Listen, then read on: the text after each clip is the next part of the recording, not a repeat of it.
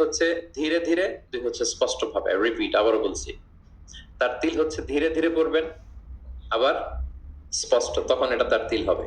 আমাদের বাংলাদেশে আলহামদুলিল্লাহ 1 দশক ধরে আমি বলে এসেছি যে তারাবির সালাতে খুব ধীরে পড়তে হবে কোরআনের হক আদায় করে তার তিলের সাথে। আলহামদুলিল্লাহ অনেক বলার পরে এখন অনেক মসজিদে আলহামদুলিল্লাহ মসজিদ কমিটি সচেতন হয়েছে, ভালো কারীরা হাফেজরা তারা খুব ধীরস্থির ভাবে পড়ায়।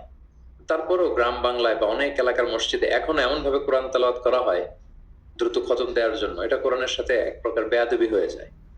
ইভেন মালয়েশিয়াতে অথবা ইন্দোনেশিয়াতে কোনো এক জায়গায় আমি একটা ভিডিও দেখলাম যে এমন ভাবে রুকুর উপরে সেজদা, আল্লাহু আকবার, সামি আল্লাহ, মানে 30 সেকেন্ডসে 2 রাকাত শেষ।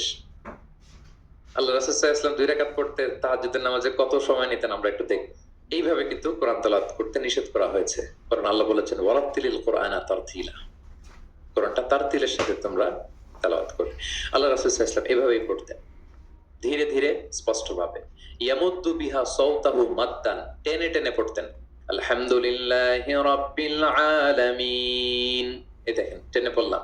আর রহমানির রহিম মালিকি ইয়াউমিদ্দিন, টানতেছি না? ইয়ামুদ্দু বিহা সাওতাহু মাদ্দান, টেনে টেনে পড়তেন। ইয়াকাত্তিউ কিরাআতাহু আয়াতান আয়াতান, প্রত্যেক আয়াত শেষে থামতেন, পজ দিতেন। This is called tartil, ওয়ারাত্তিলিল কুরআনা তারতিলা। আনাস রাদিয়াল্লাহু তাআলা আনহু বলতেন, রুব্বা কারিন লিল কুরআন ওয়াল কুরআনু ইয়ালআনুহু, কোরআনের অনেক তেলাওয়াতকারী আছে, তেলাওয়াতে সওয়াবের বিপরীতে লানত পায়।